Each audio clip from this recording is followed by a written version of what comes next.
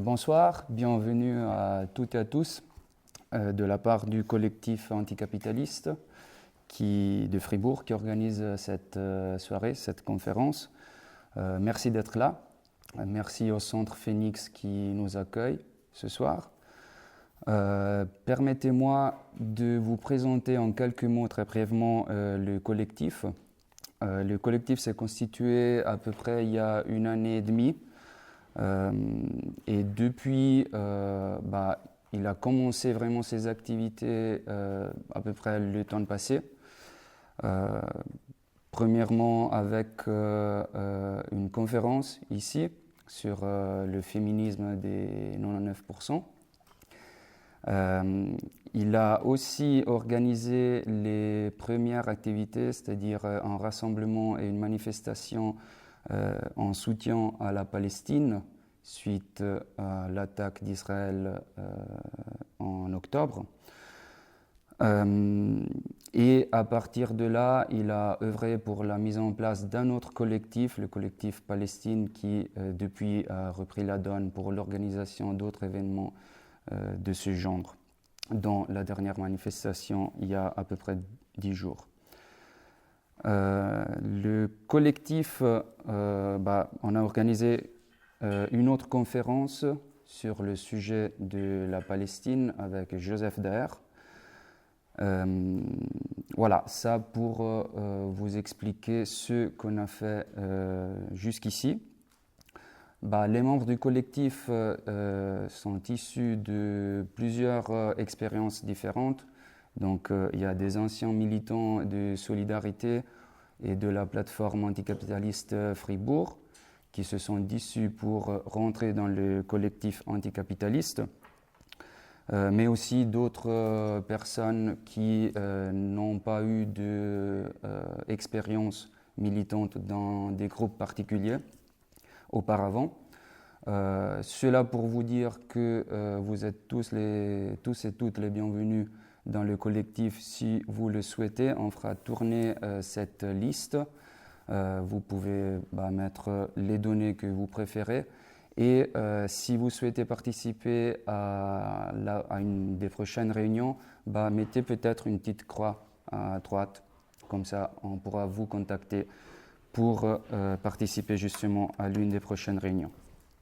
Le but du collectif anticapitaliste a été dès le début de redynamiser l'activité politique de gauche radicale à Fribourg, à côté et en collaboration, si possible, avec d'autres mouvements de la gauche radicale.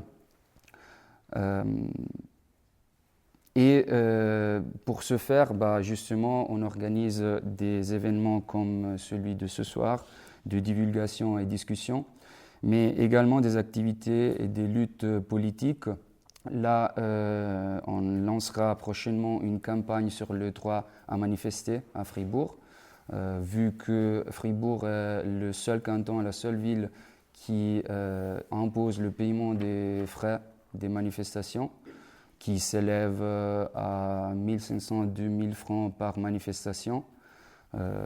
Et voilà, donc c'est une atteinte au droit de manifester qui pourtant est un droit fondamental dans la Constitution fédérale et même dans la Constitution cantonale. Bien sûr, tous ces événements qu'on organise ont un coût. C'est pour cela que si vous le souhaitez, on a mis un chapeau, chapeaux, on a de l'espoir là. 2 chapeaux, vous pouvez choisir si vous voulez faire des donations comme vous le voulez, comme vous le sentez. Pour ce qui concerne la conférence de ce soir, elle sera tenue par Magnus Meister, que je remercie. Magnus a obtenu son master en économie historique internationale, histoire économique internationale, plutôt, ouais. Et son doctorat sur les relations, il a écrit son doctorat sur les relations tenues par la Suisse avec Israël, Égypte et la Syrie lors des conflits arabo-israéliens dans la période qui va du 1967 au 83. Actuellement, dans ce doctorat, il a notamment et entre autres analysé l'impact que les entreprises suisses ont eu sur la mise en place de la politique étrangère suisse de la Confédération dans la région. Actuellement, il est chercheur économiste chez UNIA et il est chargé de cours à l'Université de Genève auprès du département d'Histoire, Économie et Société. Il a déjà donné plusieurs conférences sur le sujet du capitalisme suisse, qu'il connaît très bien de par ses études, sa formation et de par son activité professionnelle. La conférence de ce soir sera suivie le 30 avril, toujours ici, toujours à 19h, par une autre conférence, toujours sur le capitalisme suisse. Mais ce soir, il y aura un accent plutôt sur le capitalisme suisse en Suisse, donc ce qui se passe à l'intérieur des frontières suisses, alors que la deuxième conférence aura un accent plutôt sur la place du capitalisme suisse dans l'économie globale. Ce soir, donc, on parlera, Magnus nous parlera des fondements du capitalisme suisse, de ses traits distinctifs, du rôle et des caractéristiques particulières des classes sociales en Suisse, ainsi que des personnes, des mouvements qui tirent les ficelles de l'économie du pays. En Suisse, souvent, la Suisse est dépeinte comme une sorte de paradis de bien-être au milieu d'un continent et d'un monde avec plein de problèmes. Ce n'est pas vraiment le cas, justement. Ça suffit de citer le taux de pauvreté en Suisse, où une personne sur 12 vit en état de pauvreté et plus qu'une personne sur 6 vit en état de risque de pauvreté, avec un grand risque d'exclusion sociale dû à un niveau de revenu qui est fortement plus bas que la médiane du pays. En plus de ça, il y a des phénomènes globaux qui frappent la Suisse aussi, tels que la précarisation du travail, qui engendre une paupérisation sociale due justement à des formes de travail comme l'ubérisation, le travail intérimaire, le travail sur appel, et qui frappe non seulement les conditions économiques des travailleurs qui sont soumis et soumises, mais également les conditions de vie. Ça suffit de dire que, par exemple, le travail sur appel, eh bien, le travailleur doit être prêt à chaque moment pour aller bosser dès qu'il est appelé au travail, ce qui a un impact sur le temps libre également et sur la façon de pouvoir avoir des projets de vie à court, à moyen et à long terme. Du coup, en Suisse, il y a une majorité qui subit ces évolutions et il y a une minorité qui, d'autre côté, profite de tout ça. Et c'est grâce à Magnus qu'on verra les dynamiques qui se cachent derrière à tous ces phénomènes en Suisse ce soir. Donc je laisse la parole à Magnus en le remerciant encore d'être ici ce soir.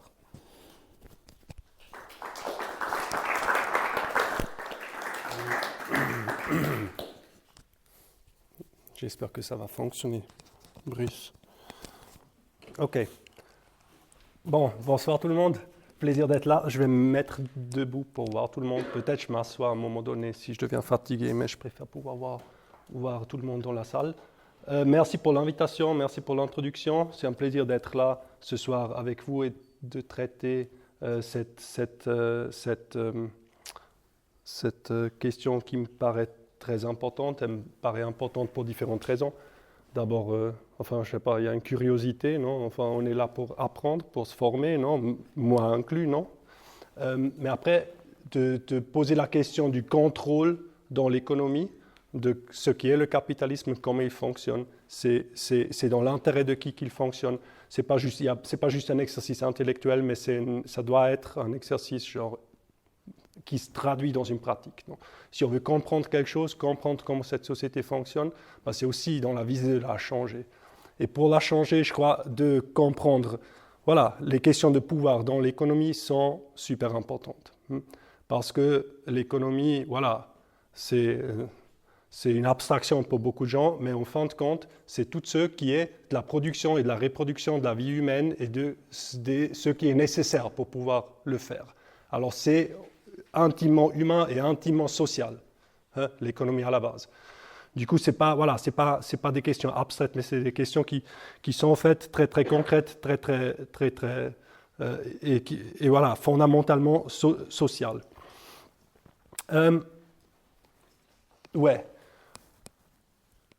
Peut-être juste encore comme petit ajout dans l'introduction, un ajout à l'introduction. Alors moi, je travaille justement au secrétariat central d'UNIA où je suis en charge surtout des analyses d'entreprise.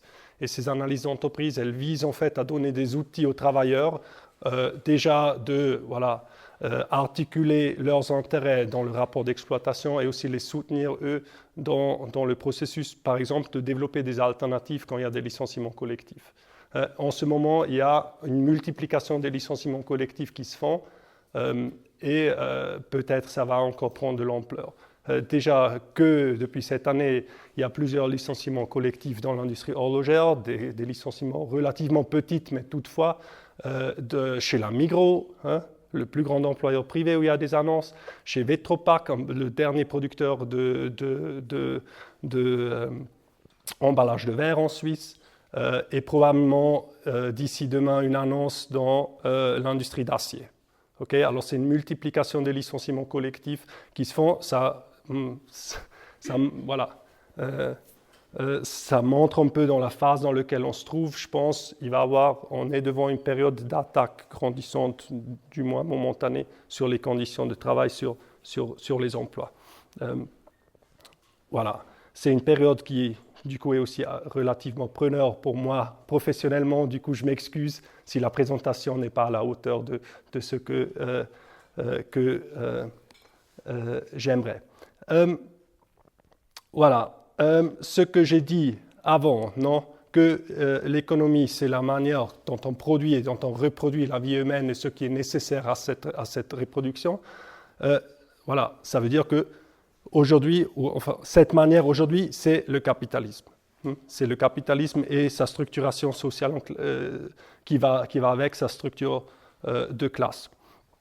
Ce que j'ai prévu aujourd'hui pour cette présentation, c'est d'abord quelques éléments généraux sur le capitalisme et les classes. Comment ça s'applique aussi au cas suisse. On va surtout parler de la classe dominante et moins des salariés. On va parler de la classe dominante en général et aussi en fait qui c'est qui ces personnes, parce que c'est aussi des personnes. Et ensuite, on va dans un troisième temps se poser plus de questions sur en fait la légitimité de cette classe dominante. Pourquoi est-ce qu'elle existe? Est-ce qu'elle a une légitimité d'exister en tant que classe? Ok, j'espère réussir dans les 45 minutes qui me sont allouées. Voilà, sinon on va couper certains trucs. J'ai aussi une partie sur la classe dominante et l'État, peut-être, voilà, on peut laisser tomber ça. Mais on va voir. Ouais, juste, je m'imagine, vous le savez. Non, c'est évidemment un sujet ultra vaste.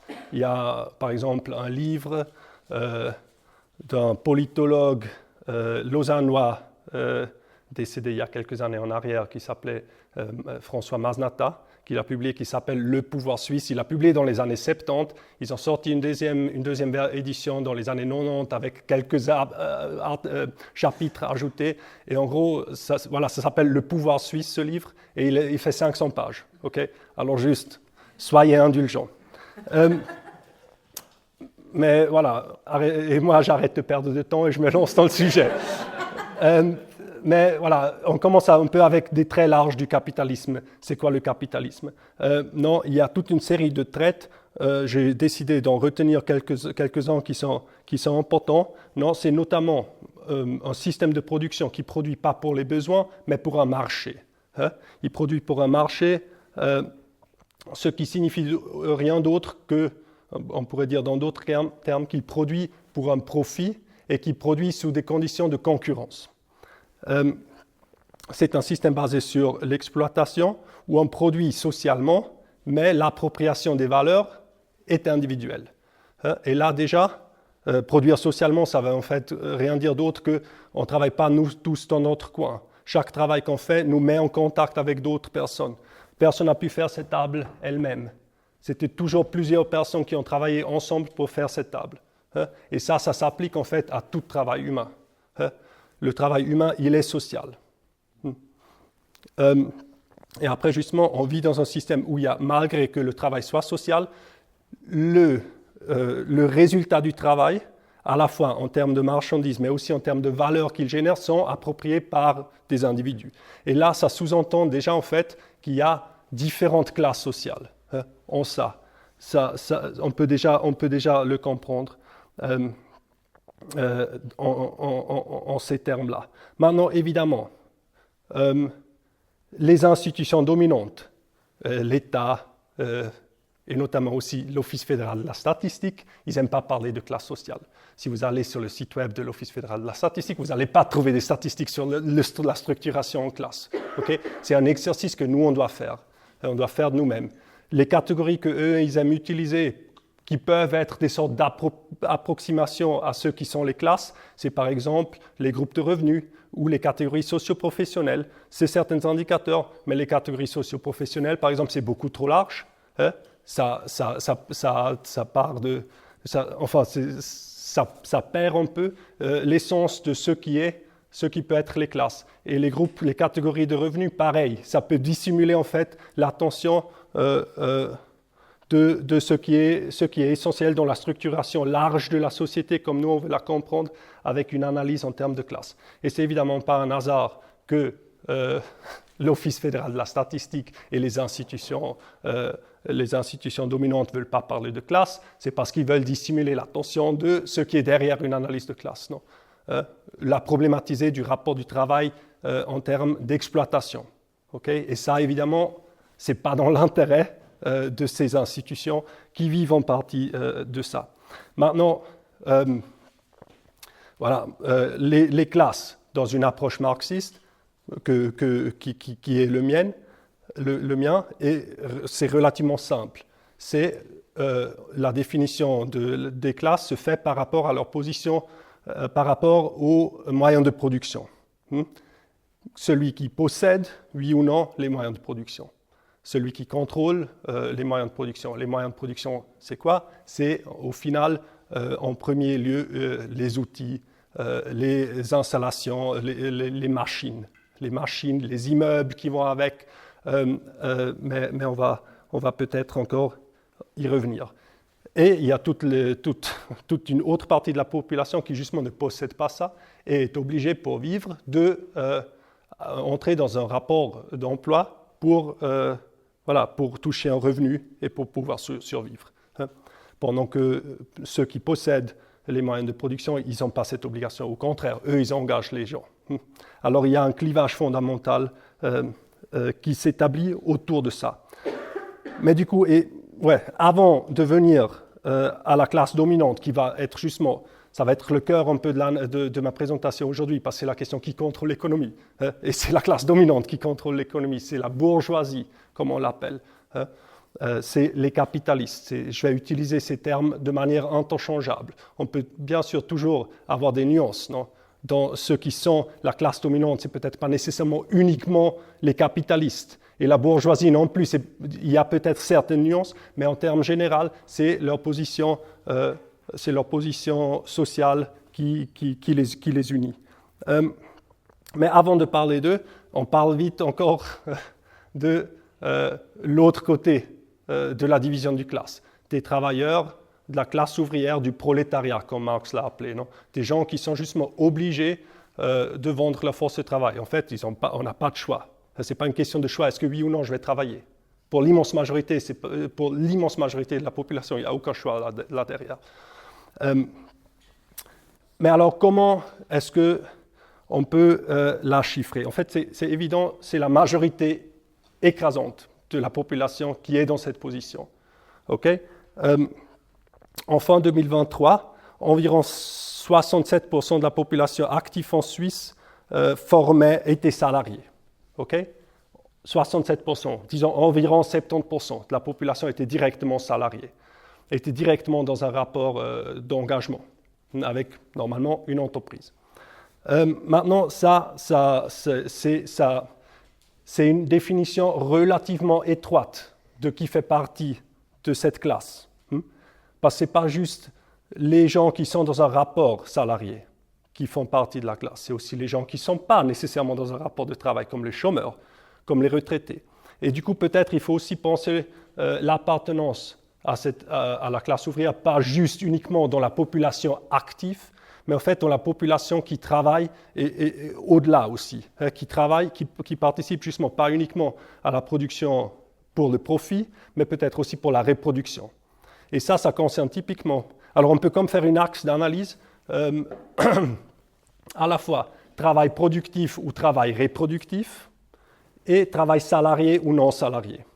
Okay? Le travail reproductif, c'est quoi? Le travail reproductif, ça peut être par exemple la fonction publique.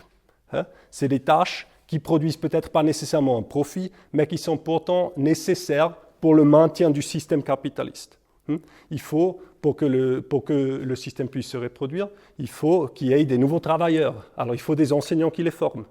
Et ces enseignants, ils ne produisent pas directement un profit dans leur travail, mais ils sont essentiels pour le maintien du système. Okay? Et eux, typiquement, voilà, ils ne produisent pas un profit et ils sont salariés. Après, il y a aussi toute une partie de ce qu'on peut considérer comme faisant partie de la classe ouvrière qui fait du travail reproductif, mais qui n'est pas payé. Et ça, typiquement, c'est des gens qui travaillent, qui sont au foyer, qui font tout pourtant un travail essentiel pour que aussi les travailleurs ils puissent retourner au travail et aller se faire exploiter. Okay? Alors c'est aussi essentiel. Et après, il y a la dernière catégorie des gens qui travaillent pour un profit et qui n'ont pas de salaire. Ça, c'est du travail forcé. Et le travail forcé, ça existe. Mais on peut aussi considérer, par exemple, une partie de la classe qui est surexploitée, qui fait partie peut-être aussi plutôt de cette couche. On peut penser aux apprentis, par exemple, que dans certains métiers, ils produisent déjà beaucoup plus de valeur que ce qu'ils touchent. Ils sont surexploités, en gros. Ils ne gagnent pas assez pour survivre indépendamment. Mais ils génèrent des profits pour leur entreprise. Bref, on peut avoir une conception plus large de la classe ouvrière qui inclut pas justement les salariés. Et on peut aussi inclure les retraités, par exemple, parce que les retraités, au final, c'est des travailleurs qui ne travaillent plus, parce que maintenant, ils sont vieux. Mais ils font partie, comme on l'a vu aussi dans les votations sur la 13e rente AVS, non, il y avait cette unité, au final, qui s'est exprimée dans le vote, entre une grande partie des travailleurs, de la classe ouvrière à bas revenus, au final, et des vieux. Bref, si on a une conception plus large de la classe ouvrière que les simples salariés, on arrive plutôt à l'ordre de grandeur de 90% de la population active. Pas active, de la population tout court. Du coup, ça laisse 10% qui sont pas, 10% de la population qui ne font pas partie de cette classe. Du coup, c'est déjà assez parlant. Donc,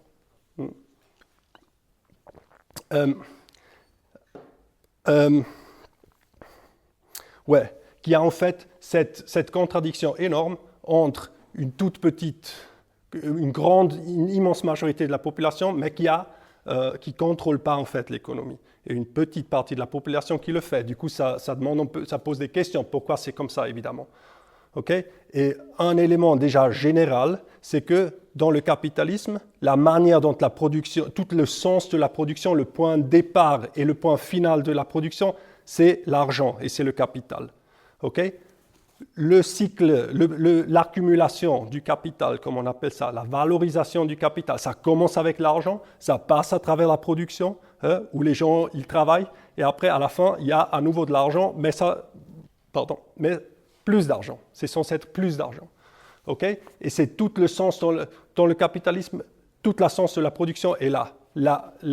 L'extension du capital initial. C'est le seul but. Et toute croissance économique ou toute augmentation d'un bien-être social n'est qu'un effet secondaire de ce processus fondamental.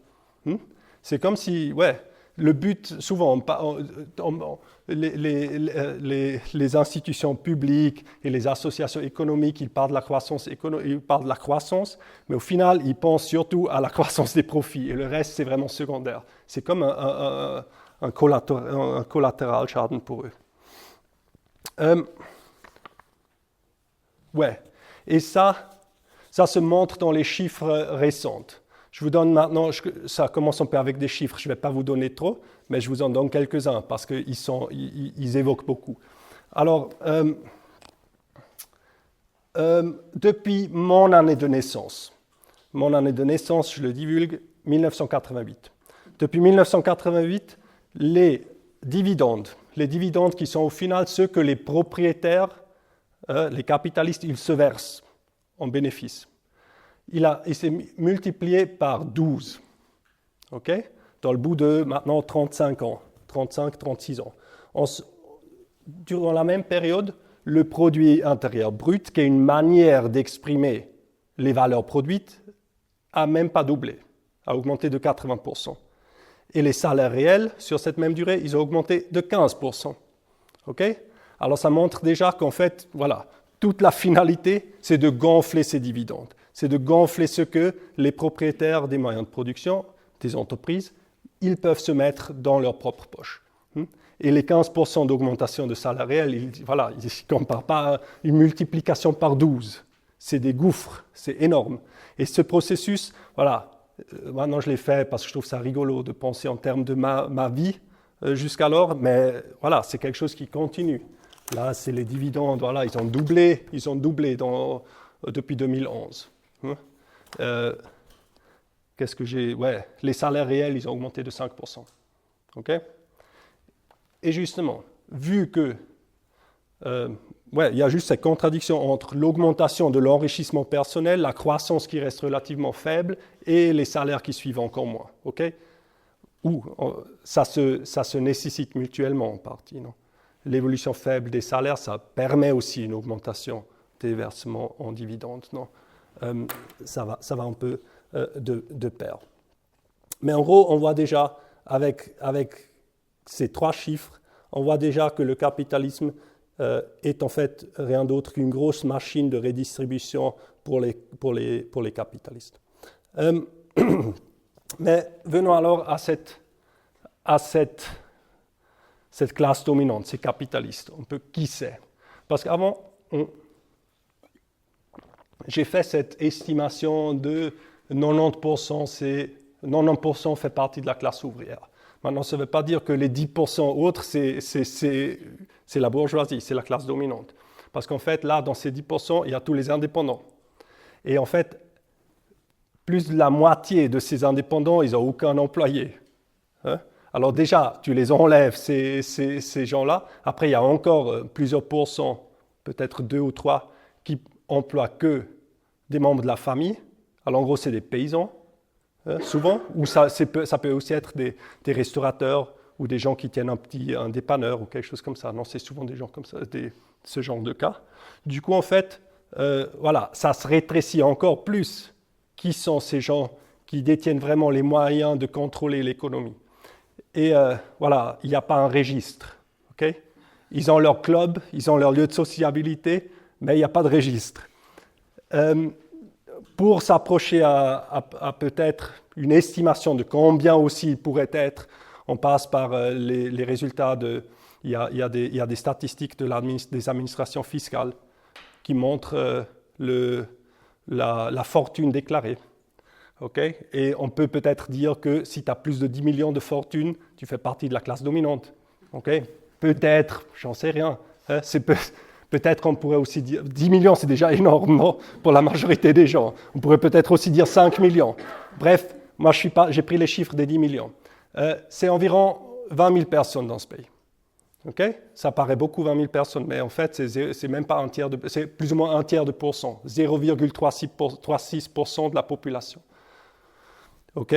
Peut-être si c'est encore les autres là avec 5 millions, on n'arrive toujours pas à 1% de la population, c'est encore moins. Cette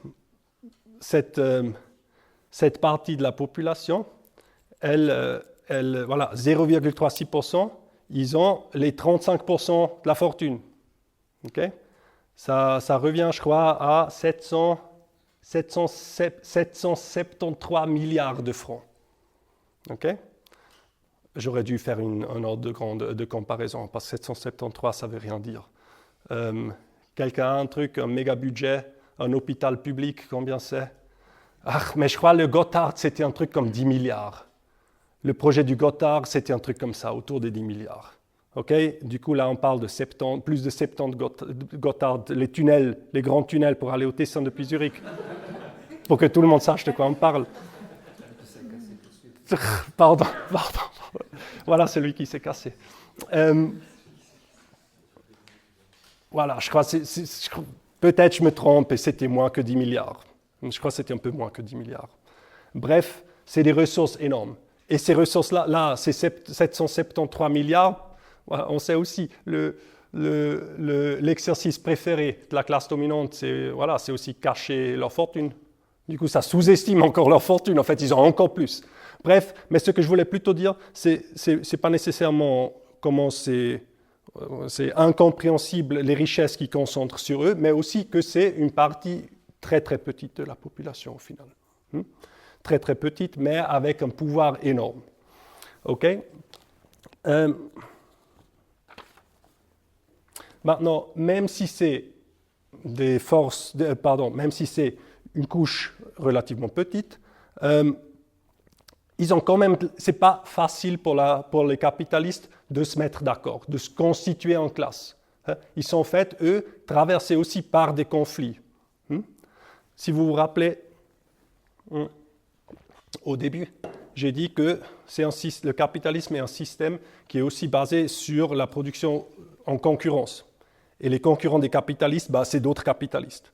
Okay? Du coup, déjà pour eux, pour se mettre d'accord sur quels sont leurs intérêts et comment ils le défendent au mieux, ce n'est pas nécessairement quelque chose de facile et d'aisé. Ça ne va pas automatiquement de soi. Ils sont moins cohérents et cohésifs en tant que classe que ceux qu'on pourrait s'imaginer. Ils sont traversés par différents conflits. Et ces conflits, ils se déterminent en fait par la position que les différents capitalistes ils ont dans l'économie en général. Okay? Et là, on peut faire des distinctions un peu diverses. On peut déjà parler peut-être du grand capital qui sont un peu les centres du pouvoir de l'économie. Le grand capital, c'est vraiment les gros preneurs de décision, ceux qui sont très, très influents. C'est une question d'échelle, ça veut dire que c'est des grandes entreprises, mais ce n'est pas seulement une question d'échelle, c'est aussi ceux qui sont actifs dans les branches, les segments qui sont les plus productifs et les plus profitables. Okay? Et en Suisse, le grand capital, ce n'est pas juste en Suisse, ça s'applique à d'autres pays aussi, mais en Suisse, c'est les banques, évidemment, ou la banque, c'est les grandes entreprises multinationales et qui sont souvent aussi des grandes entreprises d'exportation. Okay? Et c'est pourquoi la prochaine séance sur l'imbrication internationale, c'est importante. Parce que le grand capital suisse, il est orienté sur l'international. Et on ne peut pas comprendre leur logique sans comprendre en fait la logique de l'impérialisme. Okay? Mais ce n'est pas le sujet aujourd'hui. Alors, eux, ils forment le grand capital. Après, il y a ce qu'on pourrait appeler peut-être un capital national. Le capital national, ils sont par exemple plus orientés sur le marché domestique et pas sur le marché international. Ça peut être des entreprises de construction, par exemple. Ça peut être un certain nombre d'entreprises qui produisent des biens de consommation qui font surtout pour la Suisse, disons Rivella ou d'autres trucs comme ça. Voilà. Mais pour comprendre en fait l'articulation d'intérêts différentes, je pense que c'est important d'avoir en tête les grands clivages entre banque, industrie, c'est le premier, et au sein de l'industrie entre ceux orientés vers le marché extérieur et ceux orientés vers le marché domestique. C'est ça, au final, les grands clivages qu'il y a. Et cela, ils s'expriment aussi politiquement et organisationnellement. Ils ont différentes organisations. Parce que les capitalistes, voilà, nous, les travailleurs et les jeunes, on a nos organisations. On a les syndicats, on a différentes organisations du mouvement social, etc. Les capitalistes, ils ont aussi les leurs. Okay? Et ils s'organisent selon quelle fraction du capital, selon à laquelle ils appartiennent. Okay? Après, il y a évidemment aussi l'organisation selon branche, il y a des questions de taille, etc. Mais fondamentalement, les clivages, ils sont plus ou moins sur la ligne de ce que j'ai décrit. Maintenant, peut-être, je vous donne juste un exemple ou peut-être un deuxième de comment on peut voir ces clivages dans le débat politique. Il y a un qui est assez évident. C'est la relation de l'État suisse avec l'Union européenne. Ça, c'est un exemple type classique. Okay? C'est quoi la question pour la bourgeoisie? C'est comment est-ce qu'on régit nos relations économiques avec l'Europe? Fondamentalement, c'est ça. Comment est-ce qu'on maintient l'accès au marché européen? C'est vraiment à la fin, c'est ça qui compte. Okay? Mais qui dit accès au marché européen dit aussi accès pour les entreprises européennes au marché suisse. Okay? Et là, du coup, il y a un clivage très simple qui se met en place entre les grandes industries d'exportation qui veulent à tout prix avoir l'accès à l'Union européenne et après des industries ou des entreprises orientées sur le marché domestique, dont notamment beaucoup d'entreprises plutôt de taille moyenne et dans l'artisanat, par exemple, qui veulent en fait garder leurs compétiteurs dehors. Les compétiteurs d'Allemagne du Sud, d'Autriche, d'Italie du Nord, etc. Okay? Du coup, pour eux, ils ont un intérêt en fait à rompre ces relations. Et ça s'exprime justement aussi politiquement. L'UDC est en partie expression de ces segments des capitalistes. Okay? Après, l'UDC a une formation politique très contradictoire parce qu'en même temps, elle est composée de grands bourgeois. Okay? Mais c'est un segment après de la grande bourgeoisie qui utilise cette fraction comme un bélier politique. Okay? Alors voilà, ça va un peu au-delà de cet exemple simple, mais au final, là, on voit qu'il y a des intérêts qui ne sont pas les mêmes au sein de la classe capitaliste. On pourrait aussi citer les mesures pour lutter contre l'inflation. C'est aussi un endroit où ce n'est pas nécessairement aisé que les décisions de politique économique soient prises. Dans la lutte contre l'inflation, non, la méthode préférée de la bourgeoisie, c'est normalement de la politique monétaire. C'est on augmente les taux d'intérêt de la Banque nationale, ça veut dire on enlève de l'argent de la circulation. S'il y a moins d'argent qui circule, voilà, les prix devraient baisser. Okay? Ils préfèrent beaucoup ça à d'autres moyens de lutter contre l'inflation que nous on proposerait par exemple. On dirait un contrôle de prix, que c'est les travailleurs qui contrôlent les prix et une limitation des profits. Limitation des profits et contrôle des prix. Ça, de toute façon, ils ne le veulent pas. Okay? Mais pour la bourgeoisie, c'est cette question du taux d'intérêt qui est l'outil principal pour lutter contre l'inflation. Maintenant, s'ils augmentent les taux d'intérêt, ils espèrent lutter contre l'inflation, censé être bien pour toutes les entreprises, mais il y en a qui profitent plus. Les banques, par exemple, pour les banques, c'est très intéressant. Si les taux d'intérêt augmentent, ça veut dire que leurs affaires, parce qu'ils font quoi les banques? Ils donnent des crédits. Si le taux d'intérêt de la Banque nationale il est plus élevé, ils peuvent avoir des taux d'intérêt eux aussi plus élevés. Ils peuvent faire plus de bénéfices. C'est aussi dans l'intérêt des détenteurs de capitaux, des grandes fortunés, parce que une hausse du taux d'intérêt, ça veut aussi dire que leur grande fortune, il est mieux valorisé et il est mieux protégé parce qu'ils essaient de maîtriser l'inflation. Par contre, pour un certain nombre d'entreprises, notamment industrielles, ça pose des problèmes si les taux d'intérêt augmentent. Parce qu'eux, ils ont contracté des crédits. Tout d'un coup, ils doivent payer plus pour leurs crédits. Ils ont plus de peine à obtenir de nouveaux crédits, etc. Okay? Mais là, dans ce cas-là, Suisse même, qui est l'association économique de l'industrie des machines, de l'électronique et de la métallurgie, eux, ils se sont contentés de cette politique, même s'ils ont commencé à la critiquer en partie. Juste pour vous donner 2 exemples récents où ce n'est pas nécessairement donné qu'ils articulent des intérêts, une politique basée sur des intérêts qui ne peuvent pas être les mêmes. Du coup, je saute une partie que je voulais faire sur la récomposition en fait, de la classe dominante depuis les années 90. Mais peut-être ce qui est juste important de savoir, c'est qu'avant les années 90 et début des années 2000, il y avait un réseau très dense et très centralisé au sein de la classe dominante. C'était un nombre très restreint de personnes qui avaient des positions souvent de nœuds dans un réseau de contrôle dans les grandes entreprises. Ça veut dire qu'il y a des mecs qui étaient propriétaires d'une entreprise, qui étaient dans le conseil d'administration d'une autre, et d'une autre, et d'une autre. Et ils étaient tous, en fait, mutuellement, ils avaient des positions dans les entreprises de tous les autres. C'était un réseau dense, ils étaient tous potes, ils faisaient tous l'armée, et voilà. Et ce réseau-là, il s'est effrité à partir des années 90, surtout.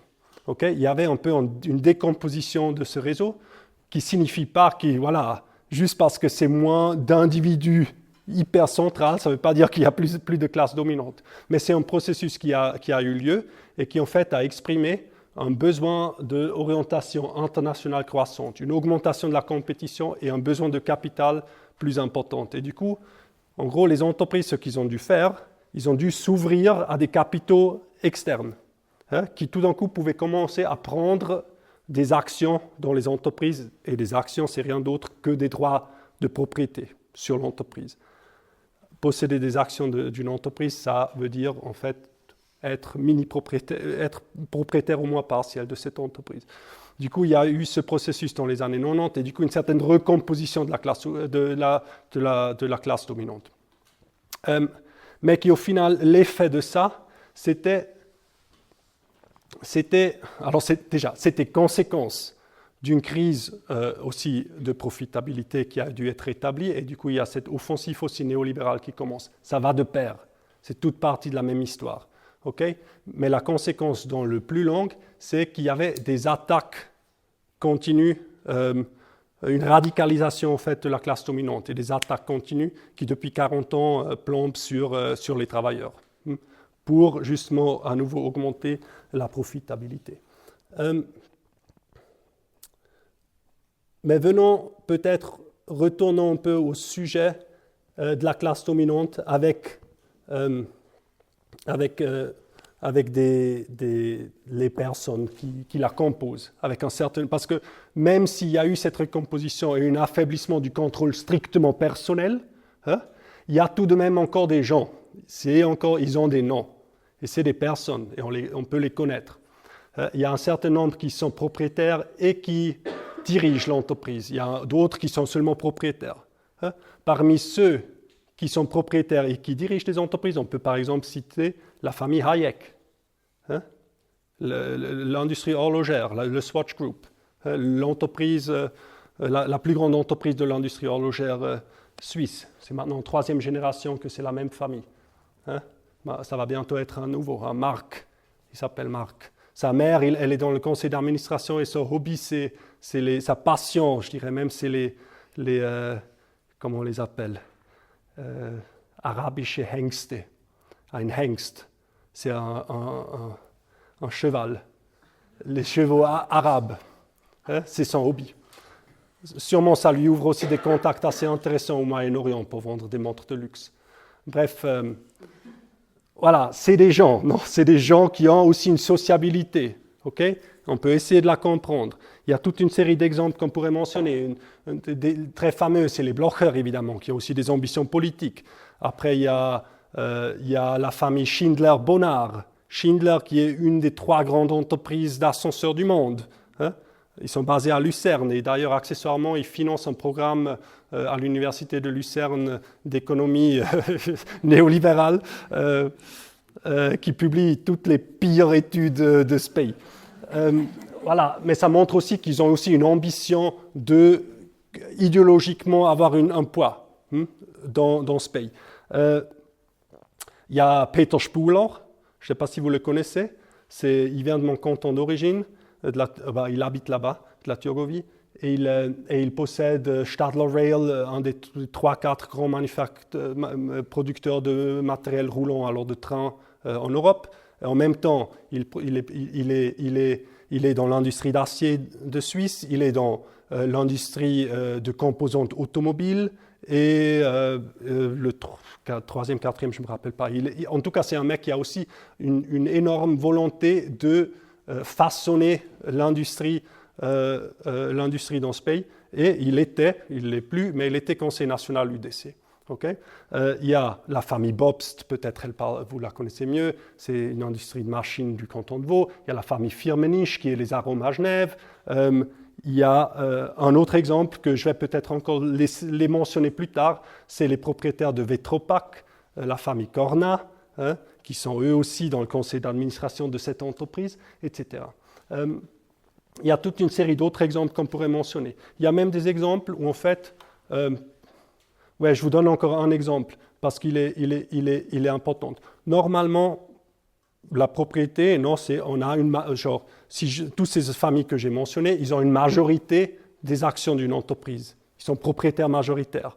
Quelquefois, il y a des arrangements où en fait, avec une minorité des actions, ils contrôlent en fait l'entreprise. Et ça, dans le Roche Group, cette entreprise multinationale pharmaceutique, il y a aussi la famille Hoffmann-Eury qui contrôle les 3/4 des droits de vote dans cette entreprise, mais ils possèdent seulement 10% des actions.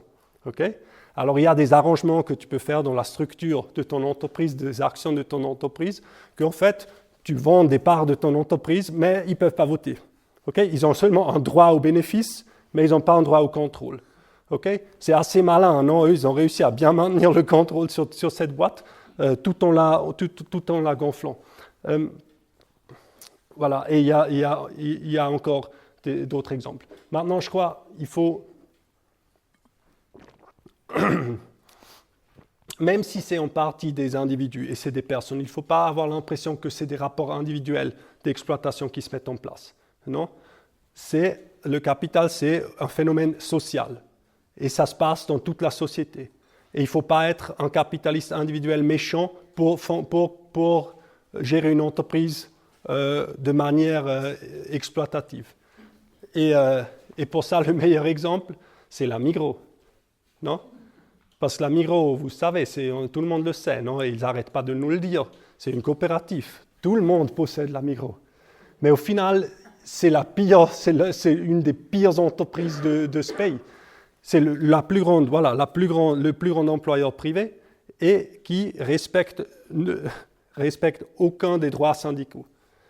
Le droit d'organisation dans cette entreprise est pratiquement nul.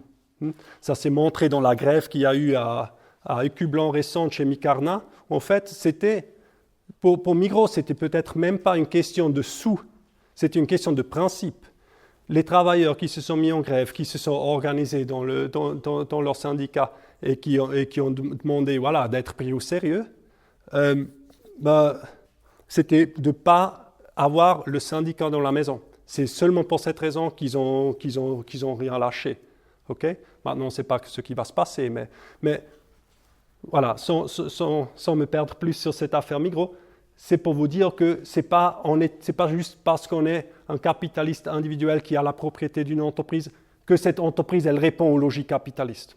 C'est ça que je voulais montrer. Du coup, il faut, bien sûr, la question des personnes et du contrôle qu'ils exercent, il est importante, mais c'est pas exhaustif. Okay? C'est une domination. C'est une domination générale de justement de cette logique d'accumulation continuelle qui forcément se reproduit et se généralise dans cette société comme elle existe. Marx, dans l'introduction à la critique de l'économie politique, il dit que le capital est la force économique de la société bourgeoise qui domine tout, constitue nécessairement le point de départ comme le point final. Voilà, pour la citation.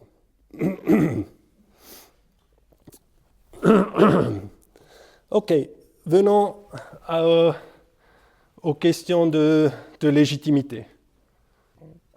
Ouais, il faut bien continuer, non? Non, mais après, voilà, on a tous ces longues journées derrière nous et merci déjà beaucoup pour avoir pris le temps et d'être là et de m'écouter ce que j'ai à dire. Mais voilà, je veux venir peut-être à la partie qui peut être assez intéressante. Parce que c'est, voilà, en fait, beaucoup d'entre nous, on sait qu'on se fait exploiter. Si on va parler avec un travailleur, ce que je fais professionnellement aussi de temps en temps, ils savent très bien que c'est leur travail qui est la source des profits. Hein? C'est quelque chose enfin, voilà, on ne doit pas expliquer ça. OK? Après, tout le monde le sait. Le prochain passé, en fait, c'est quoi qui justifie ça? Comment est-ce que la classe dominante, elle justifie qu'elle puisse avoir ce énorme privilège de exploiter les 90% de la population pour se faire ces 50 milliards presque de dividendes. OK?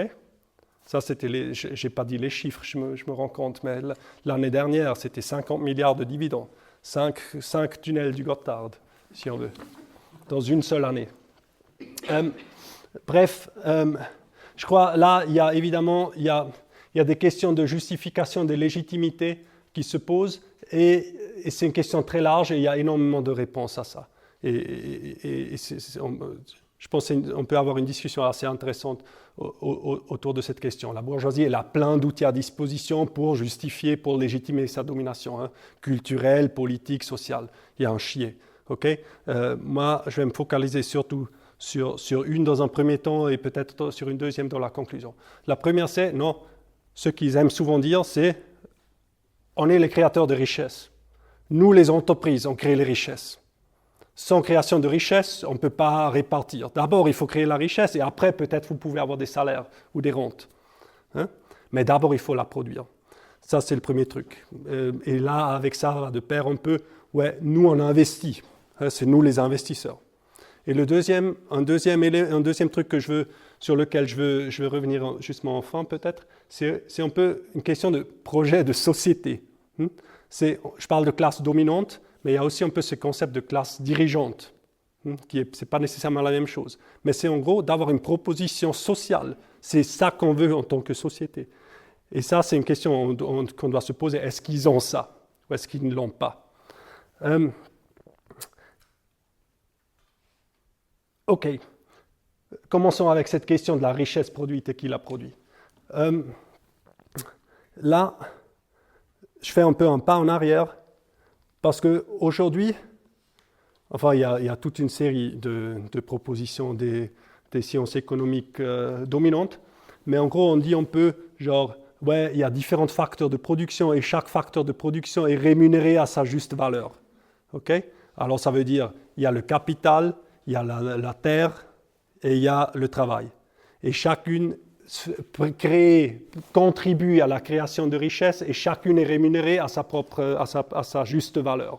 Okay? Cette idée, elle est en fait dans l'histoire du capitalisme, elle apparaît à un moment donné.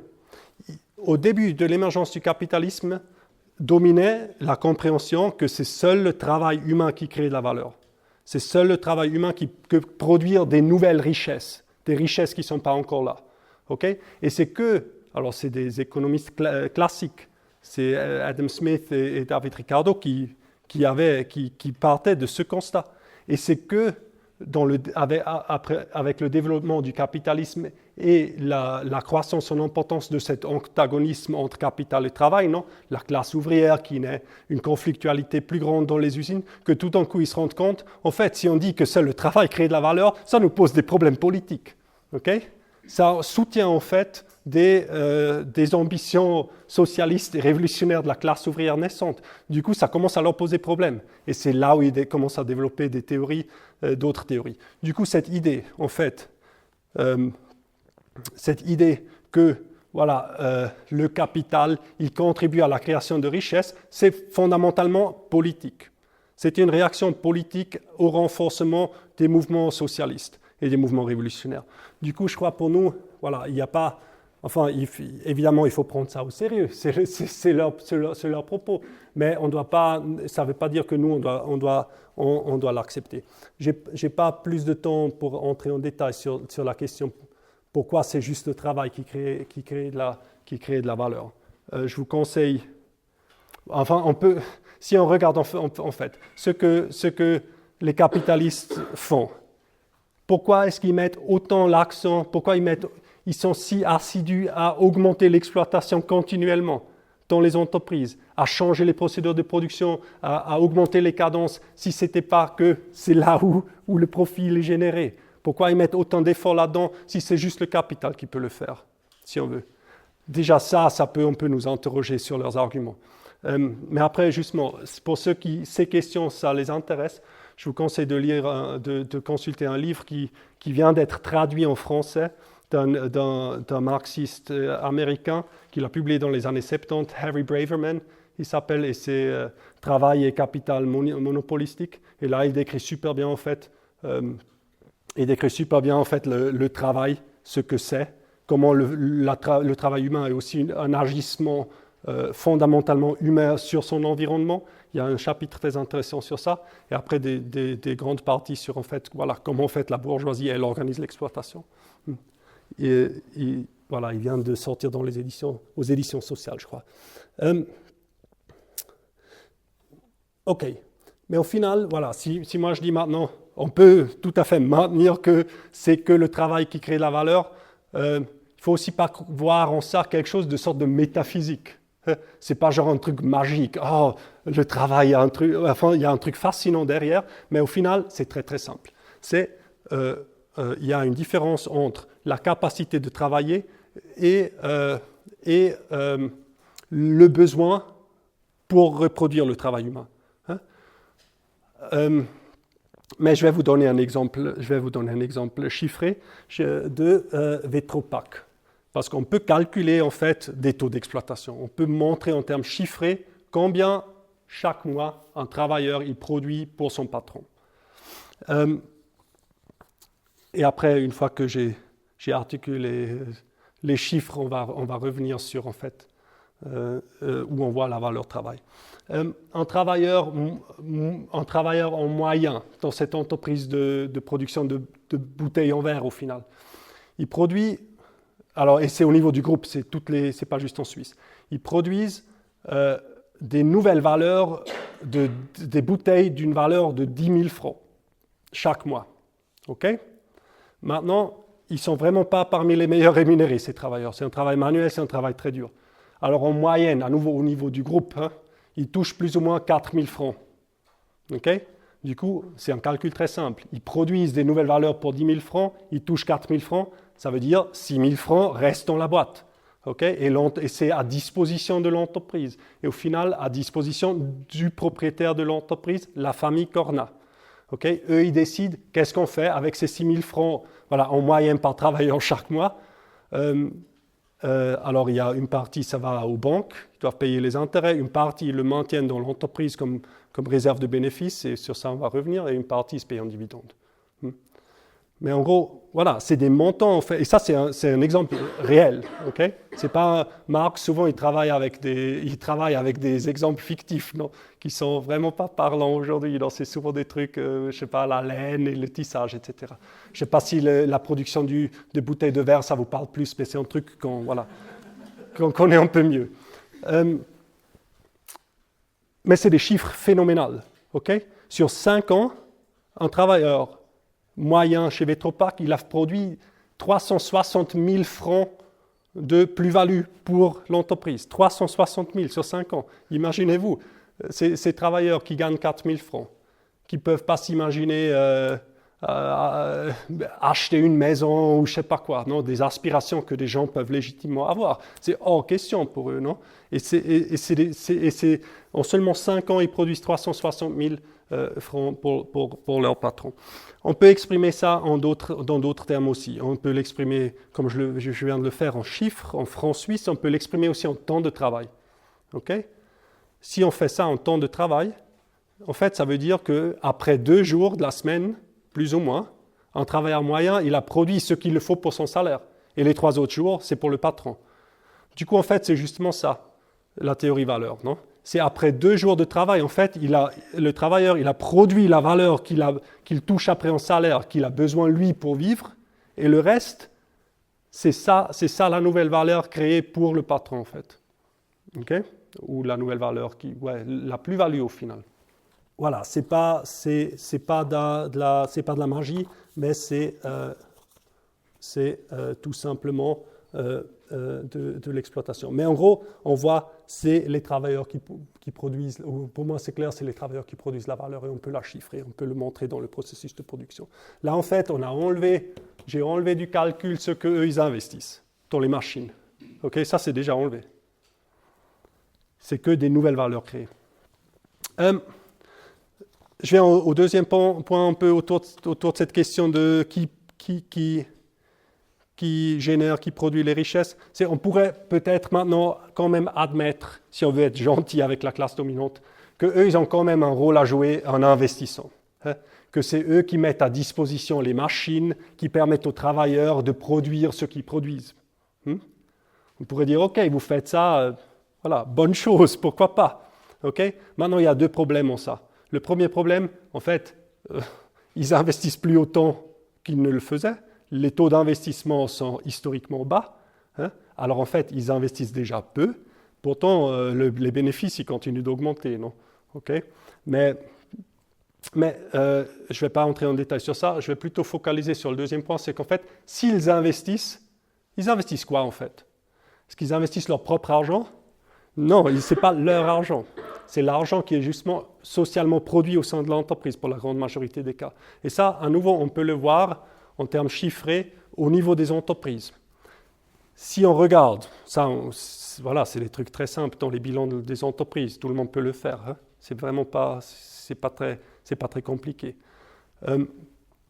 Une entreprise, dans son bilan, elle a la valeur du capital action. Ça veut dire, c'est le montant investi initialement.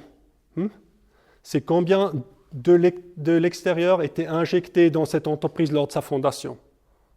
C'est l'argent que quelqu'un a pris en main un jour X et a dit, je vais fonder une société. J'ai un certain montant. Et après, il y a une deuxième partie qui sont les bénéfices, les réserves de bénéfices dans une entreprise.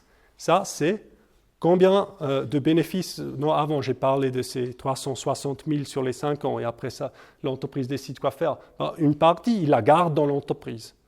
Une partie, il le paye aux actionnaires, mais une partie, il la garde au sein de l'entreprise. Mais c'est des valeurs qui étaient créées au sein de l'entreprise qu'il garde. Okay? Maintenant, si on compare ces 2 montants, combien a été investi depuis l'extérieur et combien a été généré au sein de l'entreprise, c'est totalement éclaté. Chez Vetropack, le capital action, le valeur initialement investie, c'est de même pas 20 millions. Les réserves de bénéfices sont 730 millions. Okay? Et en fait, s'ils investissent, mais ce n'est pas qu'ils ajoutent du capital de leur poche de l'extérieur, c'est qu'ils utilisent les fonds de l'entreprise pour investir. Et ces fonds de l'entreprise, c'est de l'argent que les travailleurs ont créé. Du coup, ce n'est pas que c'est les capitalistes qui sont aussi généreux de dire « ouais, on va mettre une partie de notre argent ». Ce n'est pas leur argent. Ils contrôlent l'argent par le fait qu'ils sont les propriétaires légaux des moyens de production et de l'entreprise. Mais en fait, voilà, il n'y a pas de... On peut vraiment fortement remettre en question la légitimité qu'ils ont de disposer de ces montants énormes. S'ils ont investi 20 millions une fois, et après ils ont les 730 millions. Et n'oublions pas, eux, entre-temps, ils se sont payés les dividendes. Du coup, ce montant de 20 millions, mais ils l'ont remboursé des dizaines de fois déjà. En fait, chaque année, les derniers 10 ans, chaque année, les dividendes de cette entreprise Vetropack étaient supérieurs à ce montant initialement investi. Année après année, ils se sont remboursés. Okay? Du coup, en fait, c'est vraiment très, très doutable de cette légitimité supposée qu'eux, ils ont de prendre les décisions sur quoi faire avec, en fait, cet argent socialement produit dans l'entreprise. Et ça, c'est des choses qu'il faut continuellement remettre en question, leur légitimité de prendre ces décisions. Et ça, c'est ce que les salariés, voilà, ils doivent commencer à le faire à leur niveau à chaque fois. Non? Ils doivent remettre ça en question. Et là, tu peux avoir les graines de voilà, un contre-pouvoir, un double pouvoir qui se met en place. Du coup, voilà, de ce point de vue, c'est ni les créateurs de richesse, c'est ni les investisseurs au final, la classe dominante. Je crois que pour comprendre sa domination, il faut alors aussi se tourner en partie au moins vers l'État et vers les structures qui vont au-delà aussi. C'est peut-être pas c'est leur position dans le processus de production qui compte, mais l'État les soutient et l'État est important dans l'équation. Et on peut sûrement encore en discuter. En Suisse, fondamentalement, l'État est censé représenter au mieux, regrouper au mieux les intérêts collectifs de la classe dominante. Okay? C'est une approche très classique marxiste que Engels a développée, qui Engels a surtout marqué. C'est le capitaliste idéal général, si on veut. Il représente ce qu'on a dit avant, que les capitalistes peuvent avoir des intérêts différents. L'État est censé justement représenter l'intérêt du capitalisme de manière générale. Okay? Et peut peut-être quelquefois aller à l'encontre de certains intérêts de capitalistes individuels ou de certains groupes de capitaux. Mais ils ont tous un certain nombre d'intérêts communs. C'est d'avoir un État avec des dépenses publiques relativement faibles, parce que ça veut dire qu'il y a peu d'impôts, ça veut dire qu'ils peuvent garder plus de bénéfices, par exemple. Ils ont un intérêt à avoir un droit du travail sous-développé, parce que du coup, ils peuvent mieux exploiter les travailleurs. Okay? Ils ont un certain nombre d'intérêts en commun là-dedans. Maintenant, en Suisse, voilà, chaque État a une histoire et des particularités. Et en Suisse, il y a évidemment certaines particularités, comme notamment les droits démocratiques directs et la neutralité. Et du coup, il y a aussi un certain nombre d'illusions dans la nature de classe de l'État en Suisse. C'est aussi pourquoi ce livre que j'ai mentionné au début, de Masnada et Rubatel, Le pouvoir suisse, dans le sous-titre, le sous-titre, je crois, il dit répression suave et séduction démocratique. Okay? Alors c'est justement, il y a un peu dans le pouvoir suisse, il y a aussi cet aspect un peu, qu'on sème un peu des espoirs et des espoirs dans la population qu'en fait on a un certain nombre de droits. Ce qu'on a indéniablement, on vit dans une république, heureusement, sauf à Fribourg, je crois la majorité, on a des droits de rassemblement relativement développés. Mais ça ne doit pas dissimuler en fait du caractère fondamental de l'État comme représentant au mieux les intérêts de la classe dominante de manière collective. Voilà, il n'y a jamais eu un gouvernement de gauche dans ce pays, même si quelquefois les organisations réformistes, la social-démocratie, se présentent un peu en meilleurs défendeurs de la politique gouvernementale. Non, ça se fait au niveau fédéral et dans les cantons, un peu partout, ce qui est évidemment hautement problématique. Maintenant, il y a un peu ce même jeu dans l'État comme dans l'économie. Il y a des gens, il y a des acteurs, et ils jouent un rôle important. Et ils jouent un rôle, et qui sont des représentants directs de la classe dominante, des capitalistes. Et ils y sont tout en haut du gouvernement, ils sont dans le Parlement et ils sont dans l'administration. Ils sont partout. Dans le gouvernement fédéral, on peut faire la liste, mais Karin Keller-Sutter, elle vient d'où? Elle vient des assurances, par exemple. Elle était dans de nombreuses assurances. Elle était accessoirement dans le conseil d'administration de la NZZ, la Neue Zürcher Zeitung, l'organe suprême de la classe dominante dans ce pays. Il y a qui d'autre? Il y a Cassis qui était dans les assurances maladie, il y a Rösti qui était dans le pétrole, il y a Parmelin qui était chez Fenaco. Fenaco, ça vous dit quelque chose? C'est la Landi. C'est la Landi, mais ils font justement aussi beaucoup. Landi Folk, c'est propriété des Fenaco, c'est aussi une coopérative paysanne cette fois. Ils sont aussi dans l'industrie alimentaire. Ils ont pas mal d'industrie alimentaire. Mais justement, ils sont aussi dans l'agro-industrie. Alors, beaucoup de choses qui sont en lien avec les paysans. Du coup, Parmelin, il avait aussi son truc là. C'est un peu la Migros des paysans, si vous voulez. Ouais, ça juste pour le gouvernement. Après, dans le Parlement, évidemment, il y a toute une série de représentants de la classe dominante. Mon préféré, mais malheureusement, il n'était plus réélu, c'était Philippe Bauer de la Convention patronale de l'industrie horlogère, mais plus paternaliste que lui, tu ne trouves pas. C'est vraiment un patron de cette industrie, ça lui va très bien. Malheureusement, il n'était pas réélu et notre chef chez Unia, ma supérieure hiérarchique, elle a pris sa place du coup. Je voulais juste le mentionner comme petite voilà, c'est pas une blague, mais je sais pas. On peut aussi se réjouir quelquefois que des gens comme des représentants patronaux, ils se font évincer. Mais là, on parle que voilà, du gouvernement, et j'ai donné un exemple du Parlement. Mais il y a beaucoup qui se passe au niveau de l'administration fédérale. Là, il y a évidemment énormément de choses qui se passent. Parce que, ouais. Alors, d'un côté, il y a une intériorisation de beaucoup de membres de l'administration fédérale de représenter juste, voilà, on vit dans une société capitaliste, on la gère, quoi. C'est leur travail, ok? C'est pas idéologique, mais ils l'ont intégré. Mais après, il y a aussi des personnes importantes dans l'administration qui viennent directement des associations économiques et patronaux, ok? Et après, plus tard, une fois qu'ils ont fini leur poste, ils vont travailler, eux, dans les associations patronaux. Là, il y a par exemple Monica Rühle, qui est la directrice de Économie Suisse. Économie Suisse, qui est l'association patronale, l'association économique principale de ce pays, qui, elle, était dans l'administration fédérale, travaillant pour un mec qui s'appelait Johann Schneider-Ammann. Je ne sais pas si vous vous rappelez de lui. Mais Schneider-Ammann, lui, il venait d'où? Il était en fait avant, pas juste d'une femme, Schneider-Ammann. Alors il a pris le nom de sa femme, qui est de la famille Ammann, qui possède une entreprise, une grande entreprise de production de machines pour la construction. Okay? C'est une grande entreprise.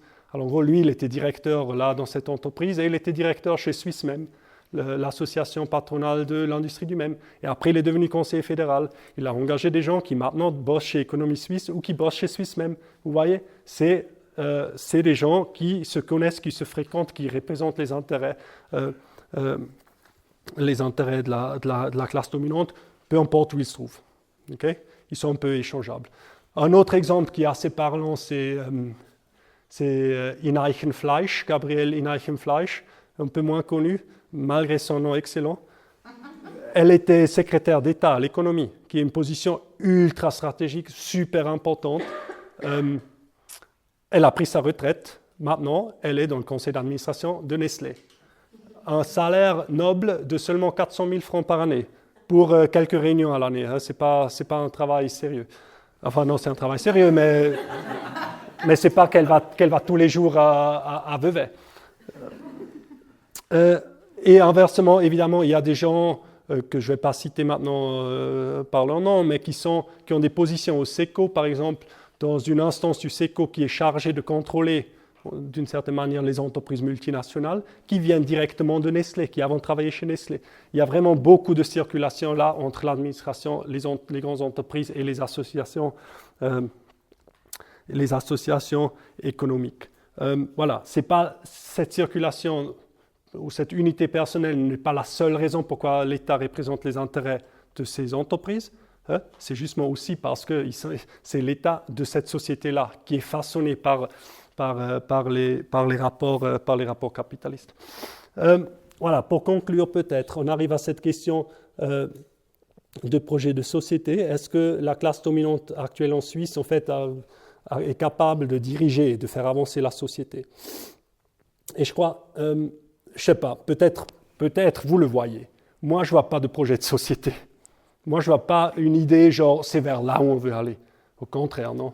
C'est plutôt une totale... Enfin, non, si on peut juste comparer à la bourgeoisie naissante qui a commencé à construire, qui avait justement des grandes ambitions de construire des institutions de formation, de culturelles, etc. Bon, en partie, on le fait encore aujourd'hui, mais c'est plutôt un renouvellement. En fait, c'est juste... et même ça, à chaque fois, c'est une grande bataille, non? Est-ce que oui ou non, ils investissent dans l'infrastructure? Okay? À chaque fois, il y a une grande fraction de la bourgeoisie qui est genre, mais Ouais, est-ce qu'on veut vraiment maintenant mettre de l'argent pour assurer que les trains peuvent circuler entre Genève et Lausanne? Okay? Est-ce qu'on ne veut pas plutôt laisser l'argent dans nos mains? On sait mieux quoi faire avec. Okay? Alors je crois déjà, grand projet de société, moi je ne le vois pas. Un petit indicateur, non? Moi je trouve c'est assez parlant quand la presse bourgeoise, elle essaye de faire des trucs pour montrer les news positives. Je sais pas, c'est du clickbaiting, mais si vous regardez les news positives, je sais pas, c'est toujours ultra la déception, parce que c'est genre, ok, il y a maintenant un service de vétérinaire, il y a des particuliers qui font un service de vétérinaire mobile, qui vont dans les quartiers, bah, bravo, merci, genre, je veux bien, mais c'est pas, voilà. Est-ce que c'est maintenant vraiment ça la meilleure nouvelle qu'on peut avoir dans cette société? Ça parle pour, en fait, c'est quoi les perspectives positives de développement collectif et individuel dans cette société qu'on peut avoir, qui sont justement, à mon avis, très très faibles. Maintenant, voilà, si je crois, je dois pas ici vous reciter un peu la période récente de multiplication des crises. Hein? Je crois on est tous conscients, on vient tous de traverser cette période, mais enfin, c'est de la folie. C'est en fait des changements ultra brusques dans l'économie, non? On avait le Covid, tout d'un coup, voilà, une baisse de toute la production, toutes les chaînes d'approvisionnement qui sont interrompues, qui après, c'est suivi par une surexpansion de tout ça. Conséquence, après la fin du Covid, tout d'un coup, il y avait de la demande partout, il y avait genre des délais de livraison de partout. Alors, toutes les entreprises produisaient à fond. Et ça, les travailleurs, ils le remarquaient. Tout d'un coup, tout le monde faisait des heures sup, et à fond des heures sup. Et maintenant, tout le monde produit. Tout d'un coup, il y a une crise de surproduction. Là, il y a dans la chimie, dans l'acier, il y a partout. Ils ont des surcapacités, ils ont trop produit. Maintenant, ils n'arrivent plus à vendre. Et qu'est-ce qui se passe maintenant? Voilà, on licencie les travailleurs, on ferme les entreprises. C'est dans un laps de temps très court où il y a des mouvements abrupts très extrêmes. Et ces éléments qui souvent étaient un peu historiquement, non, il y a le capitalisme, il a des conjonctures, il y a des changements. Et aujourd'hui, ces changements conjoncturels brusques, ces crises conjoncturelles font partie d'une crise structurelle plus large. Okay? C'est constitutif, cette insécurité continue est constitutive pour le capitalisme contemporain. Après, ça ne veut pas dire qu'ils n'arrivent pas quand même encore à augmenter leurs profits. Hein? Ça, ils le font de manière continuelle. Okay? Mais ils ne le font pas avec, disons, une vision de développement, même si ça, c'est aussi quelque chose qu'on peut remettre en question. Le problème est juste que dans le capitalisme, le seul projet de progrès qui existe, c'est croissance, extension du processus d'accumulation à une échelle supérieure et supérieure. Okay? Et du coup, s'il a des difficultés à faire ça, il mine sa propre légitimité qu'il se donne lui-même aussi. Après, voilà, ils ont quand même toute une série de stratégies, comme ils peuvent continuer à faire du profit, et ils le font, on peut en discuter. Mais